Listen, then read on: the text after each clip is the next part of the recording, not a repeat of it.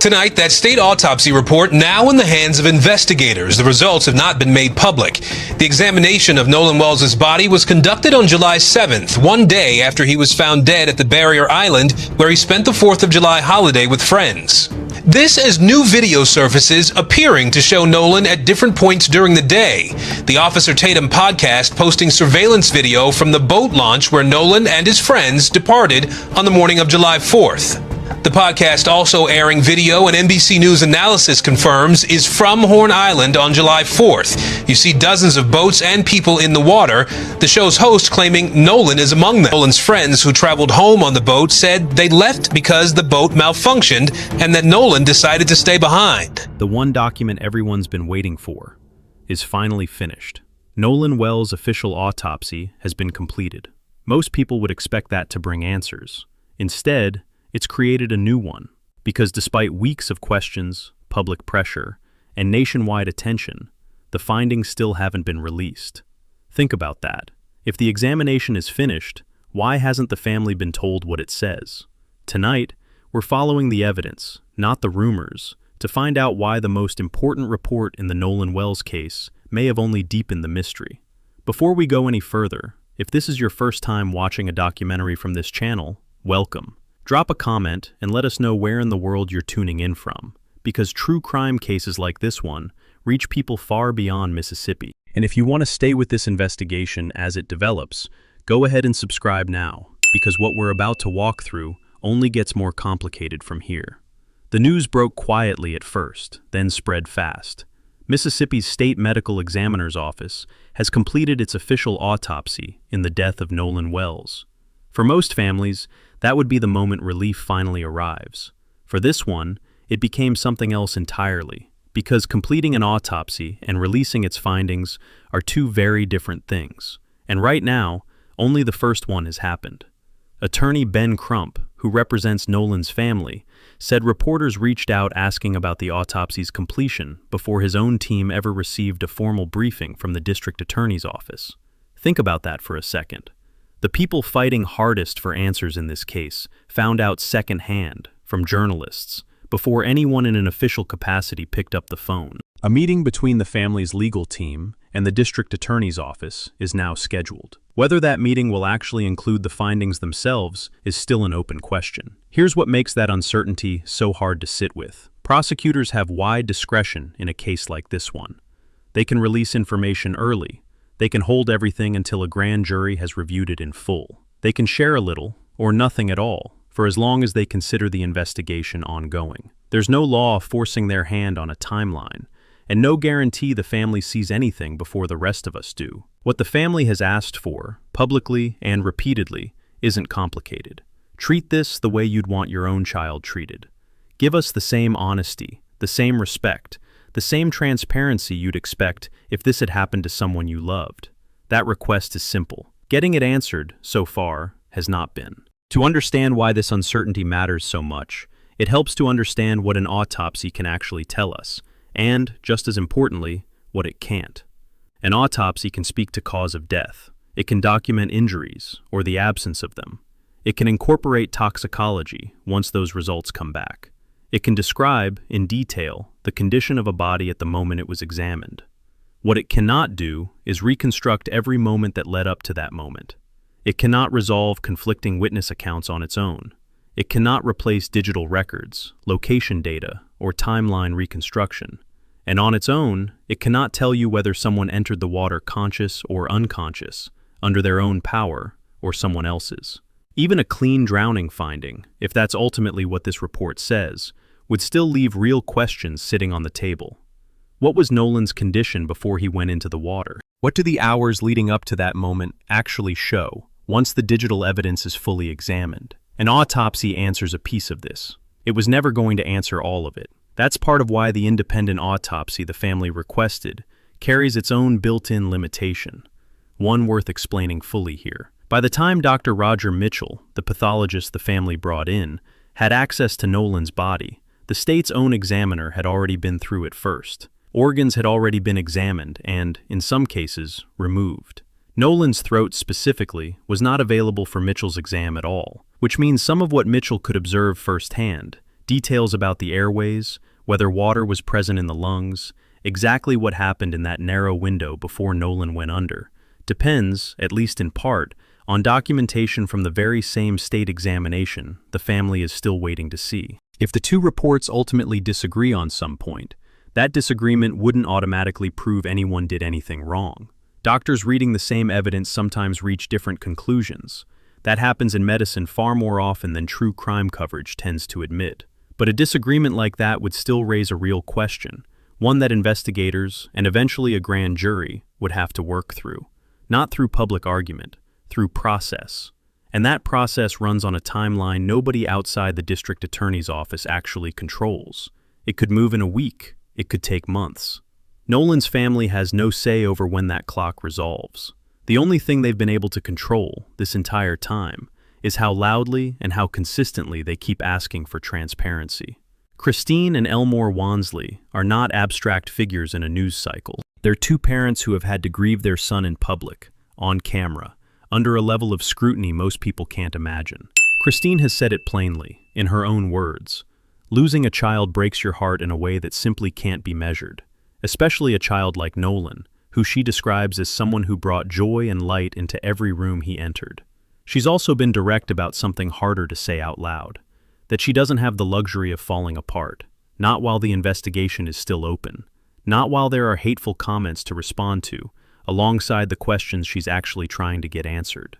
She's asked, more than once, for the people flooding her family with cruelty online to simply stop, pointing out that whatever this is to them, a joke, entertainment, content, it isn't that to her or to her family. What she and Elmore have said consistently is that they never accepted the version of events that closed this case in the public's mind, within hours of Nolan's body being found. Local officials initially said they saw no signs of foul play and believed Nolan had likely drowned. Christine has called that conclusion premature and said plainly that the damage from it was already done, because that became the narrative the public ran with before any real investigation had a chance to happen. She's also pushed back hard against the portrait of her son that emerged online in the days that followed, insisting that whatever people are saying about his character, it isn't the young man she raised. Elmore has spoken with the same restraint and the same conviction. Asked directly whether he believed his son would have chosen to stay behind on that island by choice, his answer was immediate: no. Nolan, he said, always stayed with the group he came with. If you came with him, Elmore said, you left with him. And if he'd been there himself, he would have made sure of it. Neither parent has named a specific person as responsible for what happened to their son on the public record. What they've asked for, again and again, is a full and honest investigation, because the accounts they've been given so far simply don't add up. Times don't match, stories don't match, and until those gaps are closed through actual process rather than public argument, this family has said they can't begin to move forward. That's also why they've chosen to do something a lot of grieving parents wouldn't: stand publicly alongside other families going through versions of the exact same thing. Nolan's parents didn't just show up to demand answers for their own son. At a press conference held alongside the National Urban League's annual conference in Nashville, they stood beside two other families, carrying nearly identical questions about two other deaths. The first involves a Texas teenager named Daniel Irving. Back in April, Irving drowned at a lake outside Dallas after jumping from a bridge with two friends. His death was ruled an accidental drowning. What happened afterward is the part that connects his case to Nolan's. Those two friends didn't face charges for causing his death. They were charged with tampering with evidence, after one of them admitted to throwing Irving's phone out of a moving car and deleting their text messages, specifically because he knew an investigation was coming. Irving's mother has said publicly that she isn't waiting on police to do their job for her, and that she intends to keep pushing for the case to go in front of a new grand jury. The second case happened the same day Nolan disappeared, in a different state entirely. 18-year-old Tyler Smith, a recent high school graduate in Lexington, Kentucky, was shot in the head in the early hours of July 4th at a party where his family says he was the only black person present. Police have called it an accidental, self-inflicted gunshot wound. That's not the story his family believes. His grandmother, Niecy Anderson, has said directly that she doesn't accept it, describing Smith as a young man with no history of depression and nothing in his life suggesting he'd ever hurt himself. She's also pointed out something that's hard to explain away on its own. Investigators never tested anyone's hands for gunshot residue. Not Smith's, not anyone else's in that house, back when it actually mattered. A 20-year-old named Bryce Chestnut was later arrested and charged, not with the shooting itself, but with tampering with evidence. As of now, no one has been charged in connection with Tyler's death directly.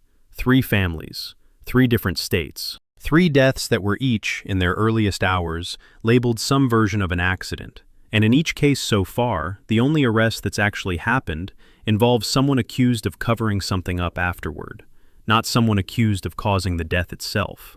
Crump has said plainly that he believes all 3 cases would have moved differently and faster if the people involved hadn't been young and black. That's not a claim any of these families can prove in a courtroom. But it's the reason they chose to stand together in the first place, instead of carrying these questions alone. To be clear about what this section is and isn't, these 3 cases aren't being presented here as legally identical, and standing next to each other at a press conference doesn't mean the underlying facts are the same. What they share is a pattern their families have chosen to point to publicly. Early conclusions, incomplete follow-through, and questions that didn't get the same urgency a different kind of victim might have received. Because a private legal team isn't law enforcement, it doesn't have subpoena power on its own, not without a legal mechanism to attach that power to. That's exactly what Nolan's family did. Christine was named personal representative of her son's estate, and through Jackson County's Chancery Court, her legal team filed formal subpoenas against 5 platforms: Meta, TikTok, Snapchat, WhatsApp, and Life360, demanding every piece of stored data tied to Nolan's accounts. Messages, photos, videos, login records, location history. The companies were given 21 days to preserve and hand it over. It's worth being precise about what this is and isn't. This isn't a lawsuit. Nobody has been sued. What it is a legal tool used specifically to freeze digital evidence in place before it can be lost, deleted, or altered, while the larger investigation continues at its own pace. Crump has described the broader effort in blunt terms: a relentless search for the truth, wherever it actually leads, regardless of who that truth implicates, and regardless of who it clears. Transparency, his team has argued, protects everyone involved, not just the family. That pressure hasn't only moved in one direction. Attorney Russ Latino, representing a former teammate of Nolan's who helped tow his friend's disabled boat that day, has publicly said he's pursuing his own legal action. A defamation claim against an online influencer he says spread false, damaging claims about his client. And the tension has climbed even further up the chain than that. Mississippi's own governor weighed into the case directly, publicly accusing Crump and Reverend Al Sharpton of misrepresenting facts about both the case and the state itself. The state's attorney general, separately, warned that anyone attempting to threaten or intimidate people connected to this investigation would be held accountable. So, here's where all of that actually leaves us. Public statements are being picked apart in real time. Parents are defending their kids online. Commentators are lining up timelines side by side, looking for cracks. All of that is completely predictable in a case that's drawn this much national attention. None of it is the same thing as a finished investigation. Finding an inconsistency in somebody's public account doesn't prove a crime happened. Poking a hole in a timeline doesn't solve a case. And defending yourself against accusations online doesn't, on its own, prove your innocence either. Confidence is not the same thing as certainty. Whatever this case turns out to be, the evidence hasn't finished speaking yet. So where does all of this actually leave us, more than a month after Nolan Wells never came home from a boat trip that started like any other 4th of July? Here's what we actually know, confirmed and on the record. The state autopsy is complete, but its findings haven't reached the family or the public. An independent autopsy came back undetermined, limited by the fact that the state had already examined the body first. Digital evidence, 5 platforms worth, is now under a legal preservation order after the family raised concerns that messages may have gone missing from Nolan's phone somewhere between Horn Island and the house it eventually turned up at. Multiple families, in multiple states, have stood together publicly, pointing to the same pattern of early conclusions and slow follow-through. And the public conversation around all of it, online, and now even at the level of the governor's office, has only gotten louder. Here's what we still don't know: the actual contents of the state autopsy and its toxicology results. whether or when Nolan's own parents will be allowed to see them, when or if a grand jury will actually convene, what the full digital record shows once investigators and the family's own experts have finished going through it. And underneath all of that, the one question that's been there since the very beginning and hasn't moved an inch. What actually happened to Nolan Wells in the hours nobody has been able to fully account for? If you were on Horn Island that day, if you have original photos or video that haven't already been posted and picked apart online, if you saw something, however small, that you haven't shared with investigators yet, this case still needs that information, directly, not filtered through a screenshot or a repost. Original material matters in a way second-hand accounts simply can't replace, and Nolan's friends, specifically, are still being asked to come forward if there's anything they haven't already said. What's certain is this: a mother and father are still waiting on an answer nobody has been willing to give them yet. An autopsy is finished and still sealed. Evidence is being preserved, piece by piece, for a fight that may or may not become a lawsuit. And the question that brought all of us to this story in the first place hasn't gotten any smaller. It's only gotten more people asking it alongside them. We'll keep following this case exactly the way we have from the start, reporting what's actually verified, labeling what isn't, and coming back the moment there's something real to report. If you want to be here when that happens, make sure you're subscribed and drop a comment letting us know what you think really happened during those missing hours. The family is still waiting on their answer. So, for now, are we.